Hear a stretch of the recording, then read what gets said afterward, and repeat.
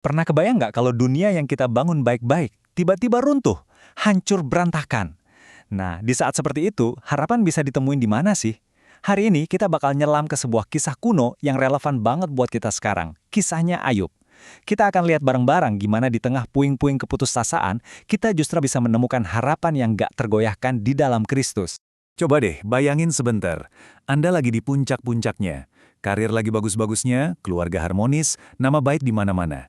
Terus, dalam sekejap mata, semuanya hilang. Lenyap. Ini bukan cerita film ya, ini kisah nyata yang dialami Ayub. Dan kisah Ayub ini, jujur aja, maksa kita buat berhadapan sama satu pertanyaan yang mungkin kita semua pernah tanyain dalam hati. Kenapa sih orang baik harus menderita? Kenapa hal-hal buruk terjadi sama orang yang kayaknya nggak pantas dapetin itu?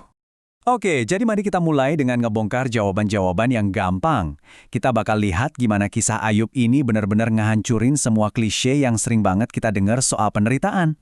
Kita sering banget kan dengar penjelasan kayak gini, oh itu pasti kena karma buruk. Atau kamu kurang positif aja mikirnya. Ada juga yang mikir kita ini pasti udah ngelanggar semacam aturan hidup yang nggak kelihatan. Nah, kisah Ayub bakal nantang semua pemikiran itu. Dan disinilah kuncinya. Kisah Ayub itu datang kayak ombak besar yang menghancurkan semua jawaban dangkal tadi. Pesannya tuh radikal banget. Iman yang sejati itu nggak dibangun di atas istana pasir kenyamanan, tapi di atas batu karang kedaulatan Tuhan. Bahkan pas kita sama sekali nggak ngerti jalannya. Kalau kita gali lebih dalam lagi, penderitaan Ayub ini tuh kayak sebuah ujian. Ujian yang maksa Ayub dan juga kita buat nanya ke diri sendiri. Sebenarnya, kenapa sih kita beribadah kepada Tuhan? Apa motivasi kita yang paling jujur? Nah, ini dia inti tuduhan dari si iblis. Dia seolah-olah bilang, Ayub nyembah engkau kan cuma karena semua berkat itu. Coba deh ambil semuanya, pasti dia bakal ngutuk engkau. Intinya, iblis menuduh iman kita ya cuma sekedar transaksi. Coba deh kita lihat bedanya. Di satu sisi, ada ibadah transaksional.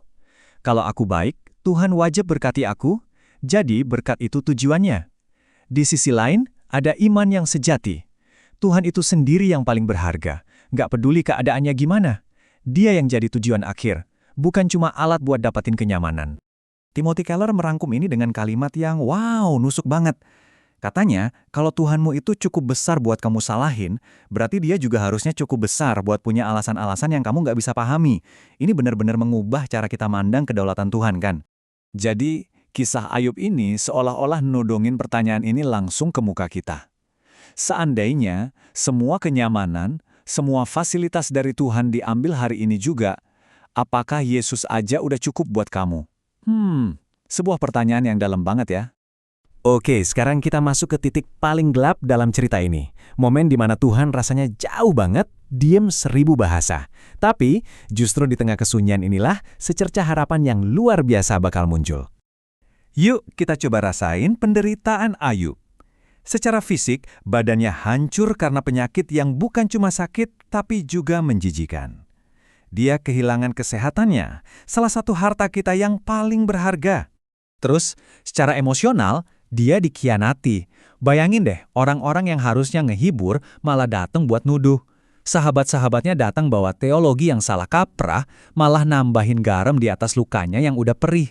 Dan yang mungkin paling nyakitin dari semuanya, secara rohani, dia ngerasa ditinggalin Tuhan. Kesunyian dari surga itu rasanya jauh lebih memekakkan telinga daripada semua rasa sakit di badannya. Dan disinilah momennya, di tengah kegelapan total ini, Ayub ngucapin sesuatu yang luar biasa. Dia nggak bilang, aku paham. Dia bilang, tetapi aku tahu.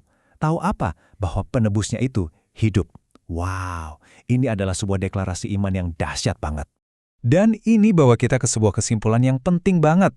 Pada akhirnya, yang Ayub butuhin itu bukan jawaban atas pertanyaan kenapa. Dia nggak butuh penjelasan filosofis yang rumit. Dia butuh seseorang, seorang pembela, seorang penebus. Nah, inilah puncaknya. Disinilah seluruh kisah ini nemuin tujuannya. Kerinduan Ayub akan seorang penebus ternyata digenapi dengan cara yang jauh melampaui apa yang bisa dia bayangin, yaitu di dalam pribadi Yesus Kristus.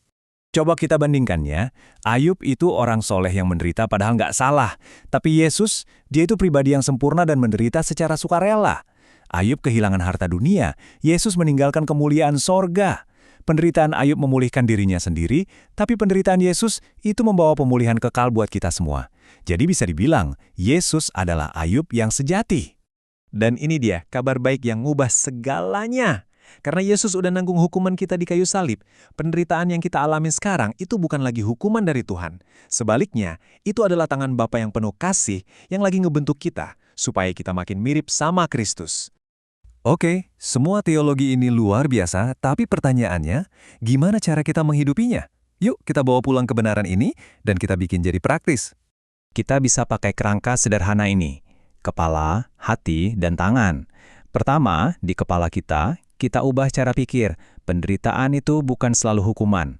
Kedua, di hati kita ubah apa yang kita cintai, hargai Yesus lebih dari semua berkat-Nya.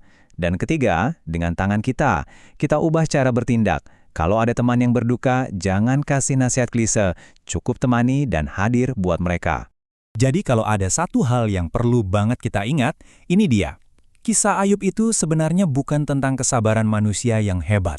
Bukan, ini adalah kisah tentang kesetiaan Tuhan yang gak pernah gagal, bahkan di tengah penderitaan dan kesunyian yang paling kelam sekalipun.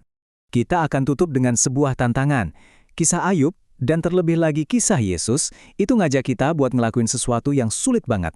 Ngelepasin hak kita untuk ngerti jawaban dari semua kenapa, dan sebagai gantinya, kita milih untuk percaya pada siapa, yaitu karakter Tuhan yang setia yang udah terbukti di kayu salib. Pertanyaannya, maukah kita?